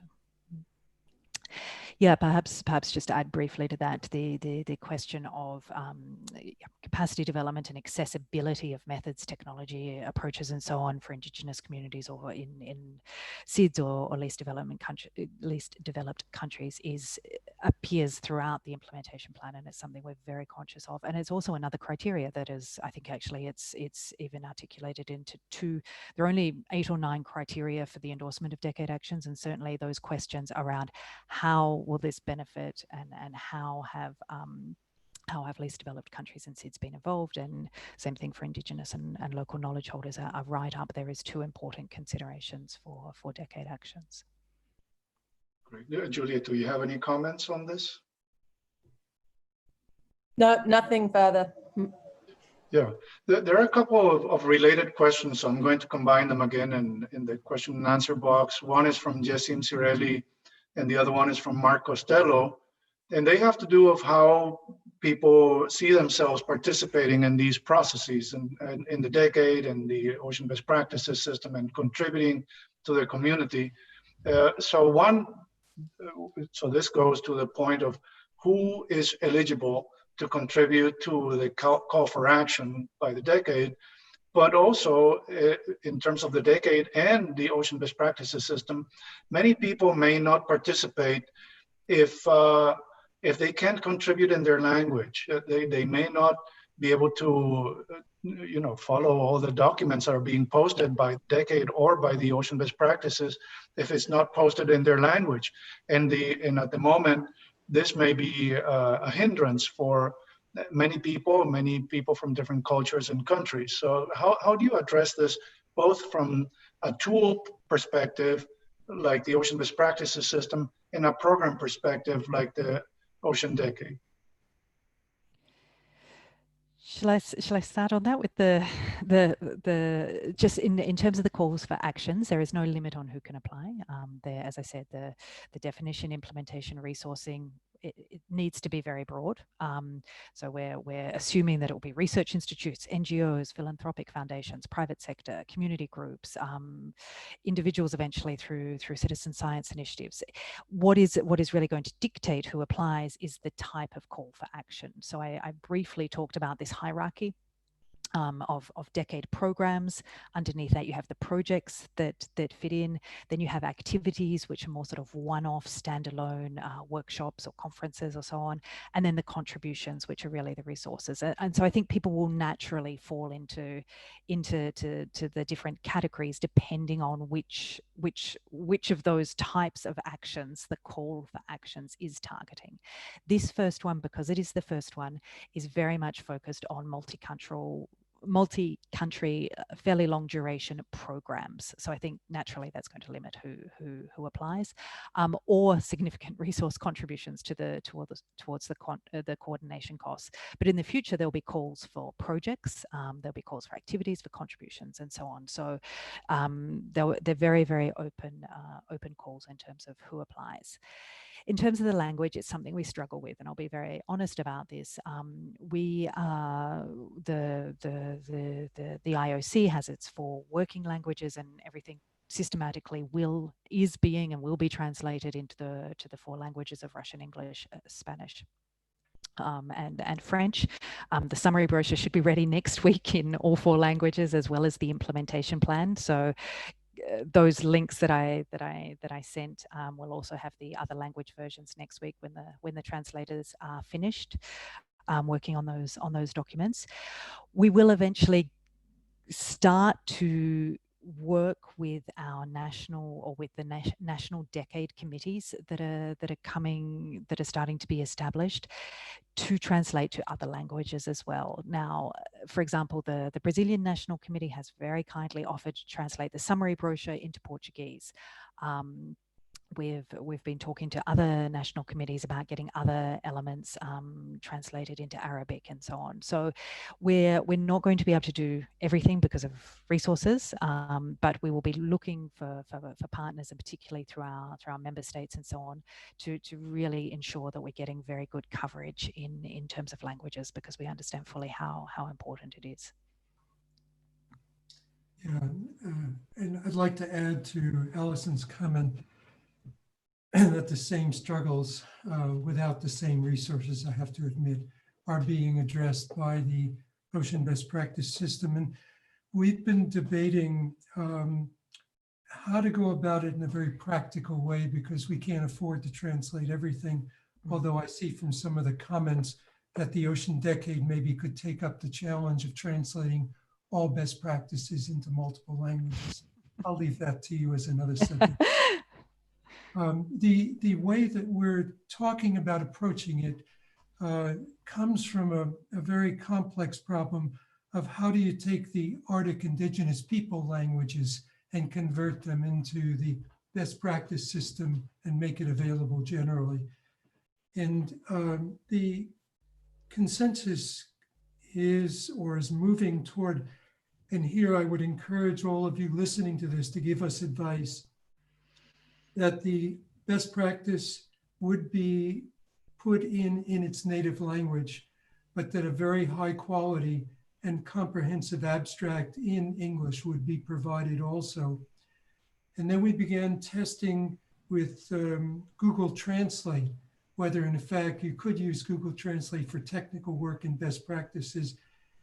And it did work. It's not a miracle. It's not the best possible if a professional, but it did work. And so what we're looking at is the possibility of having multiple languages in this, and some of them are the UN languages in the repository with high quality English abstracts, and then the metadata search, etc., would work. The tagging would work in the native language. Now that's possible where Google translates French, Russian, Spanish, German, etc. But when you get to indigenous languages that are of a different base, it's becoming very complex, and now we're working with the community of the Arctic to ask how to do that. So we're addressing it. It's not complete, and here is a good case where we would reach out to you as the community to give us advice. Yes, Nuno Simoes from Mexico asks whether the Ocean Decade will support regional initiatives, or do they have to be global? For example, if a particular group wants to work in a local area or a region, how is that viewed? Yeah, no, very, very, very positively. We expect, as I said, this first call is really focused on large scale programs, because we feel that we need to get some of the big ones that we know are already, some of them are already being prepared and developed and so on. And so that's the first batch that will move through the endorsement process. But there will certainly be regional calls that will come out, as well as thematic calls. We expect national programs, subnational programs as well. There's no limit on the size of a decade action. It needs to fit somewhere in that hierarchy, but you'll see in the implementation plan the definitions of that hierarchy are fairly broad, so as to be as inclusive as possible. And there are some very interesting regional initiatives underway. There were a series of regional workshops that were held from May or June last year through till April this year. And a lot of the committees that worked on those regional workshops have continued working and brought in new partners. And there are certain regions, such as the Western Tropical Atlantic region, the African partners and so on, who are actually starting to look at regional action plans, which take the implementation plan and translate the priorities to a regional level, and then looking at ways different initiatives can be built. Now, again, it's not obligatory that somebody who has a regional initiative needs to follow through that process, but it is interesting that organically these types of regional endeavors are already underway. But yeah, we actually see that the regional level is going to be incredibly important for achieving the impact that we want. So we'd highly encourage regional engagement. Very good. We're coming to a close of the session. I'm going to pose one last question to Jay in terms of the portability of the Ocean Best Practices system. There's some concern about whether you need a full-fledged web interface to access this, or is it mobile friendly? Because many of the countries that are interested in this whole process and that you want to engage in the decade, Alison, really work out of their phones. They work with their phone platform for almost anything. And so this is something that we need to be conscious about in the way that we plan how you use, manage, distribute data and best practices. So Jay, are you considering these technologies and how you optimize things for different platforms? Yes, that's a very good question, and very, very important when you want to move toward global capabilities. We have built the website recently for the Ocean Best Practice System, and it fully services all of the mobile platforms. So we're moving in that direction. The system is right now text-based, and so bandwidth limitation should be modest. As we move to video, of course, that becomes a more complex question. So in summary, the answer is yes, we will be, and we are supporting mobile applications for our work and for your work. Great, and we only have a few minutes. Oh, Juliet, hello. Yeah, sorry, I just wanted to add to that, because another thing that we had discussed doing was the possibility of downloading the whole thing onto a DVD or onto thumb drives to make accessible to people who don't have internet access. And also, obviously, when you're going to sea for a long period of time, hopefully you'll have your best practices before you go, but often at sea you don't have those internet capabilities. So that was something also as a steering group we discussed, that capability of being able to just download the whole thing and distributing it to people with poor internet access. Yeah, great point. So we have just a couple minutes left, and I would like to give you a chance to have some closing words. So maybe we can start with Alison.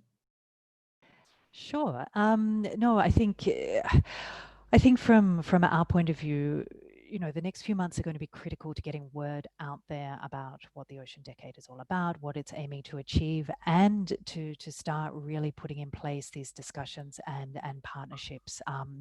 And I think there's significant scope for collaboration with the best practices community. I've learned a lot from this webinar.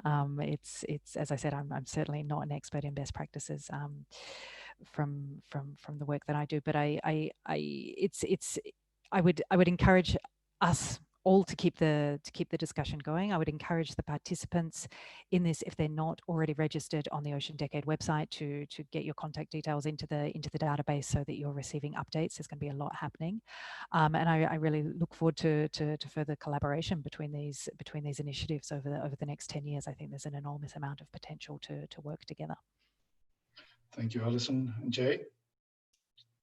First, I'd like to thank everybody for joining us. And Alison, thank you for the decade work. I should comment that the Ocean Best Practice System is a project of the IOC, and therefore there's a natural partnership between the decade and the Ocean Best Practice System. The working with the IOC has been very, very rewarding.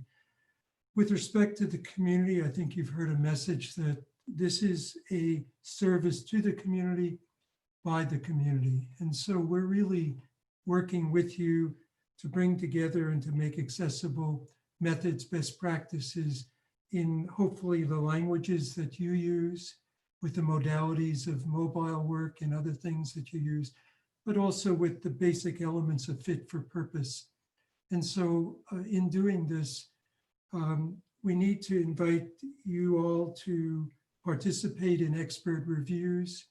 We're looking at the early career professionals as a major element of our system, and we're inviting them to work with us in the workshop and more broadly. And Juliet will talk about two people in that group that have been absolutely instrumental in moving forward with the workshop.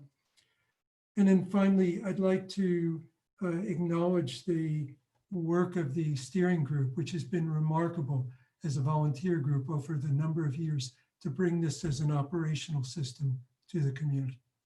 Thank you all for that. Thank you, Jay. And Juliet, you get the last word. Great. So just to echo what Jay said, and Alison, and thanks to everyone, and thanks to you, Frank and Jose, for hosting us. It is community-based. If you don't use the best practices, then that's not going to help us. And if you don't put the best practices on the OBPS, then no one else can use them. And if you don't feed back when a best practice isn't working for you, then that's not going to help, because we're going to have documents out there that aren't actually the best practice. So really, it's all about the community. As Jay said, yes, the early career ocean science professionals are really a key to this, because if they don't uptake this, then those best practices aren't going to be used into the future. And so that's something that's really important. If you come to the workshop, you'll see, I mean, the workshop's been pretty much organized by Cora and Jordan, who have done an incredible job. So any of you listening now that have or know early career ocean scientists or instrument technicians, please put them in touch, get them to register and get them to be involved, because it's really important to get their buy-in. So thanks. And just contact any of us if you have any more questions. Yes, absolutely. We're all available anytime. Jose, is there anything that you want to close with in terms of logistics for the Air Center? No, nothing specific. I was only behind. Great. Thank you very much, everybody. This was wonderful. Thank you, Juliet, Alison, Jay, and of course, Rachel and Luigi, who have left. And thank you, Jose, for hosting us. Bye-bye.